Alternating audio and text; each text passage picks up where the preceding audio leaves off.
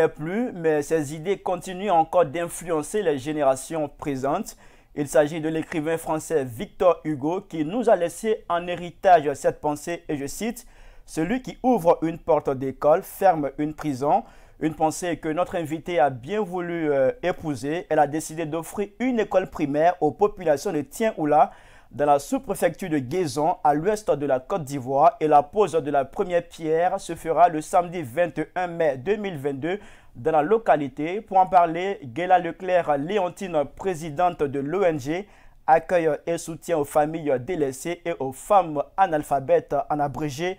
Asaf Dafa est avec nous sur ce plateau. Merci d'avoir accepté notre invitation. Bonjour. Bonjour, Monsieur Koné. Comment vous allez? Très bien, merci. Vous étiez sur notre plateau il y a de cela près d'un an et là vous revenez encore. En tout cas, on est très heureux de vous recevoir pour parler de cet événement. Déjà, dites-nous comment va l'ONG Asaf Dafa?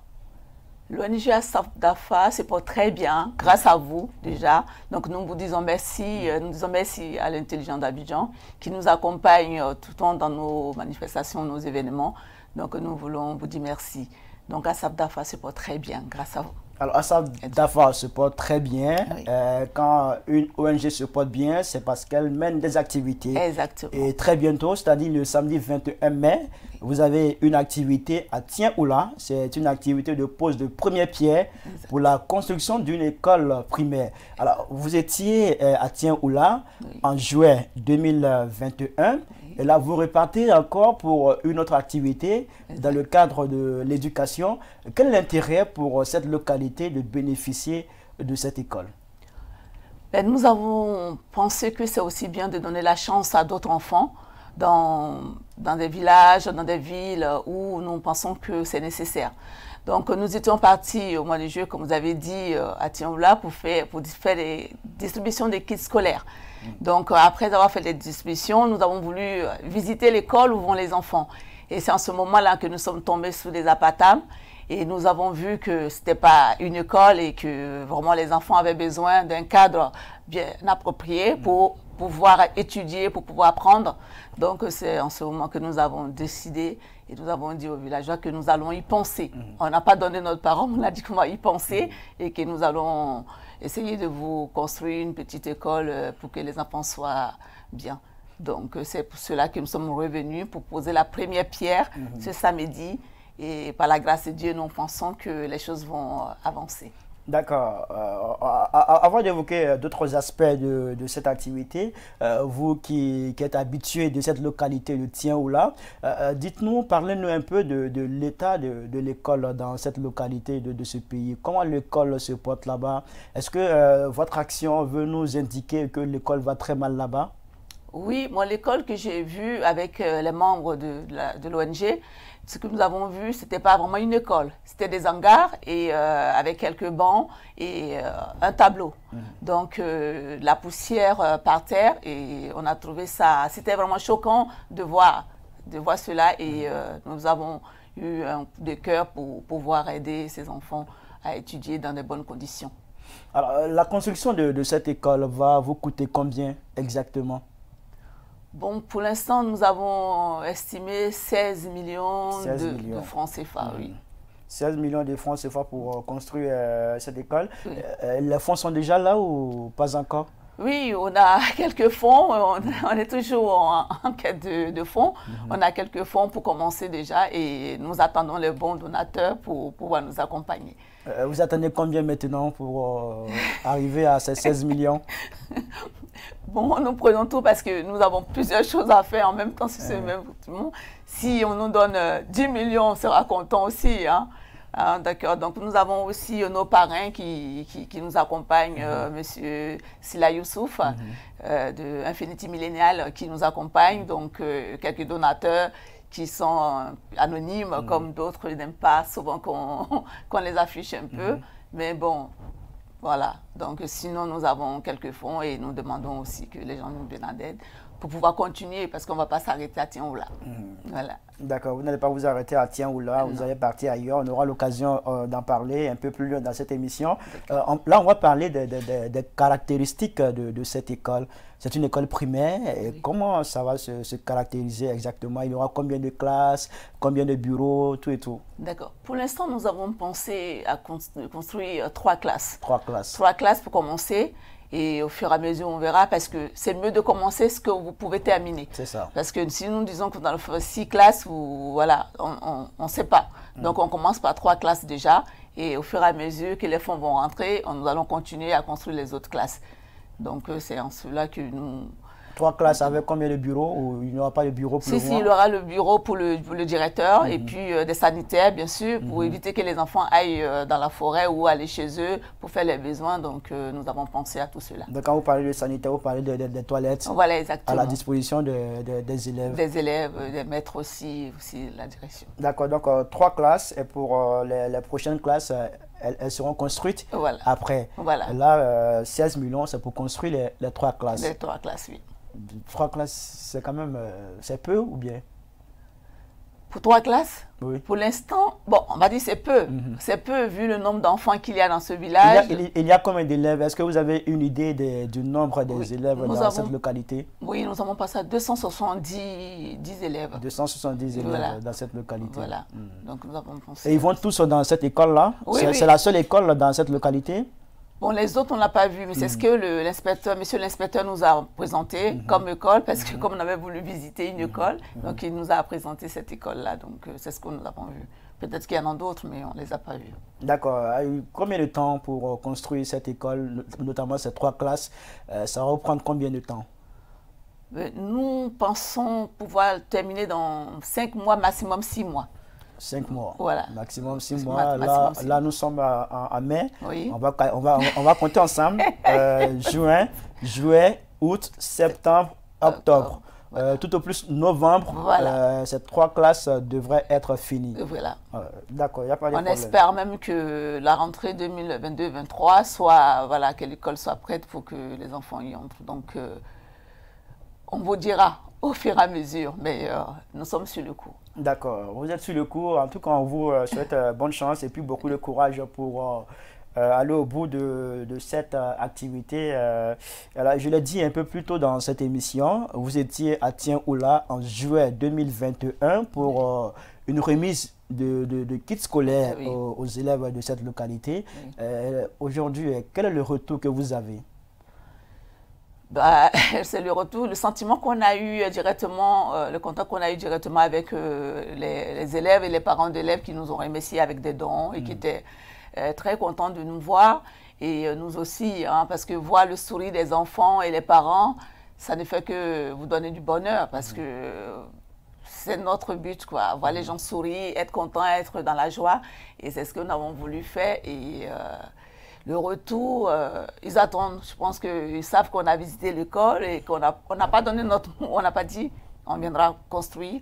Mais avec le temps, avec le sous-préfet de la ville, on s'est mis en, comment dirais-je, on a beaucoup parlé. Et puis bon, je pense que maintenant on commence à rentrer dans le but du problème. D'accord. Alors, Asaf Dafa, c'est une organisation d'accueil et de soutien aux familles délaissées et aux femmes analphabètes.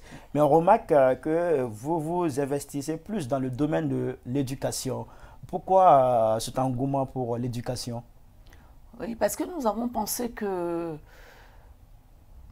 la famille délaissée peut avoir besoin des kits scolaires, peut avoir besoin des gens qui les écoutent, peut avoir besoin de tout ce qui environne leur quotidien. Ces familles aussi peuvent avoir besoin d'infrastructures sanitaires, de besoins en termes de santé. Oui. Mais là, on voit que vous êtes plus dans l'éducation. Oui, parce que nous avons vu que nous avons bien pensé que l'éducation, c'est la base de toutes choses.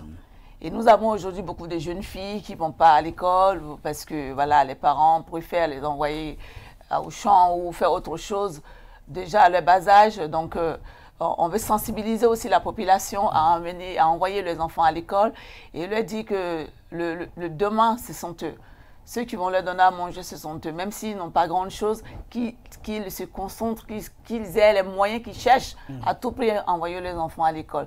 Donc nous, on s'est dit, ben, tiens, si aussi, avec tout ce que nous faisons, si nous construisons des écoles, les enfants auront l'envie déjà d'y aller. Parce que quand vous savez que votre classe, votre école, est propre, vous êtes content en tant qu'un enfant, vous êtes joyeux de rentrer à l'école, d'aller, vous avez la joie au cœur quand vous allez à l'école. Mais si vous n'avez pas tout ça, si vous partez vous asseoir sur une patame avec la poussière par terre. Là, on voit déjà à l'écran les images de l'école que fréquentent les élèves de Tien-Oula.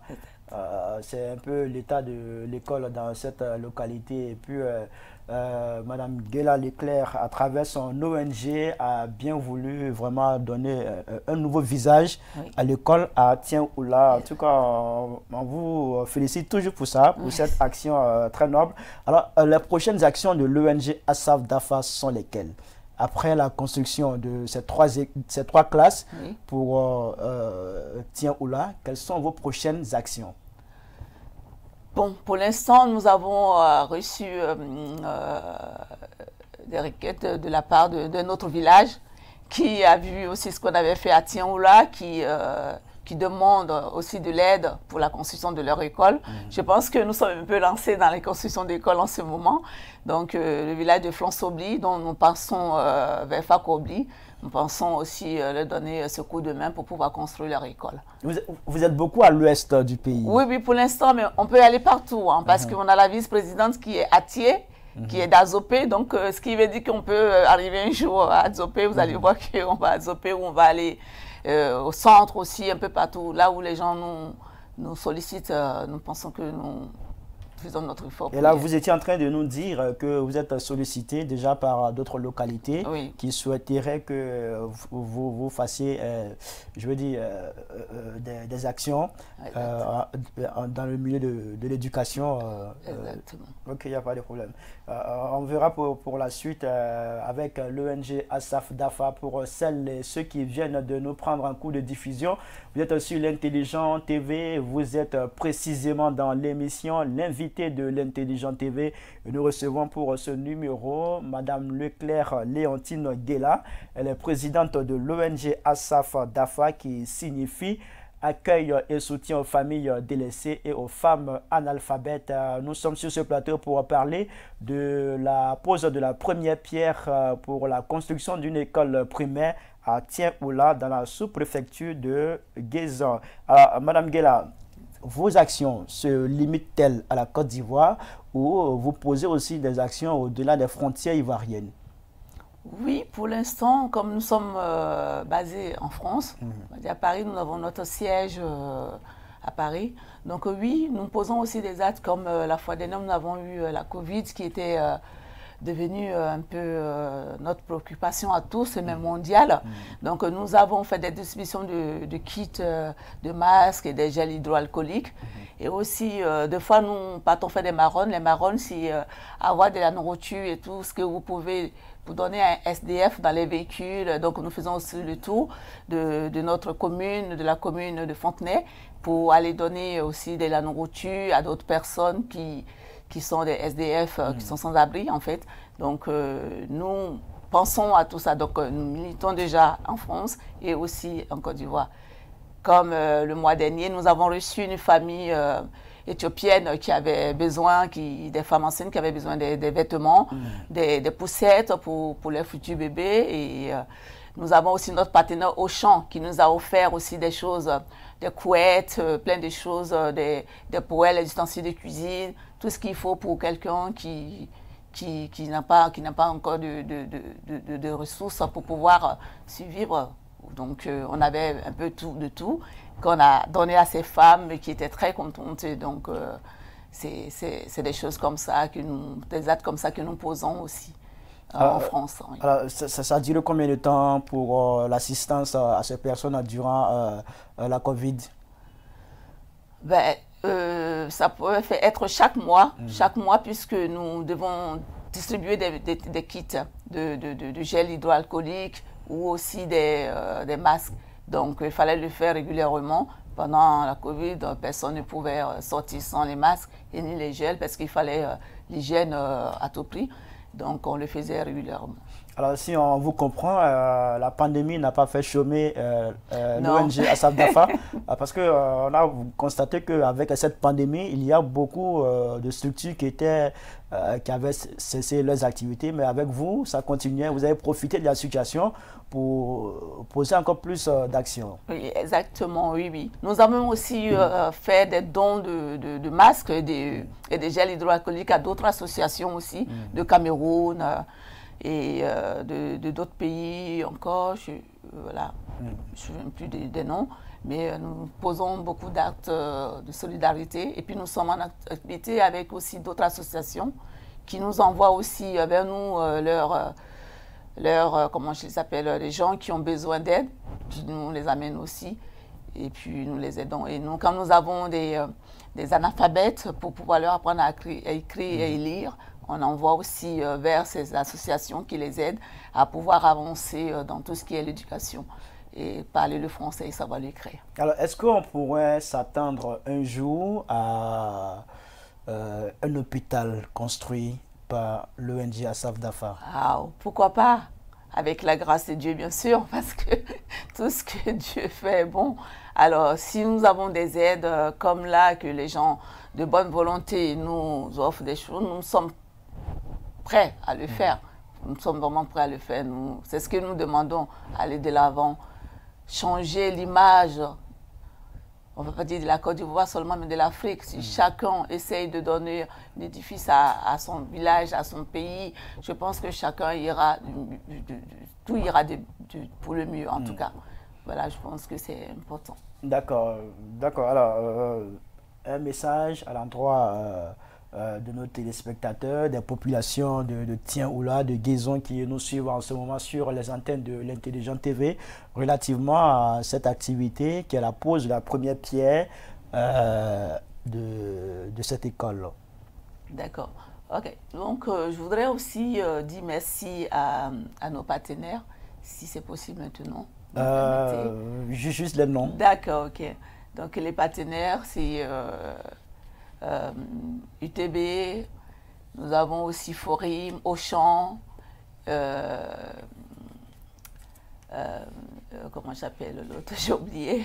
Donc, nous avons pas mal de personnes qui nous soutiennent dans ce cas-là. Juste les noms, on ne va pas citer les structures pour ne pas faire de la pub. Vous allez juste donner les noms de vos partenaires et puis les saluer. Ah oui, d'accord, ok. Bon, les noms, parce que je ne connais pas tous les noms. De toute façon, je connais celui de M. Youssouf Silla. Voilà. Et puis, d'autres personnes, Benjamin Djidje, pas mal de personnes. Mais là, comme ça, j'ai tout oublié, excusez-moi. D'accord, c'est bien compris. Merci à vous d'être passé sur ce plateau pour nous parler de cette activité dans le cadre des actions de l'ONG Asaf Dafa, une activité qui va se tenir le samedi 21 mai 2022 à Tien-Oula. Il s'agit de la pose de la première pierre pour la construction d'une école primaire pour cette localité. Vous y étiez en juin 2021 pour une remise de kits scolaires aux élèves de Tien-Oula. Merci à vous pour toutes vos actions. Merci à vous pour tout ce que vous faites pour l'éducation en Côte d'Ivoire.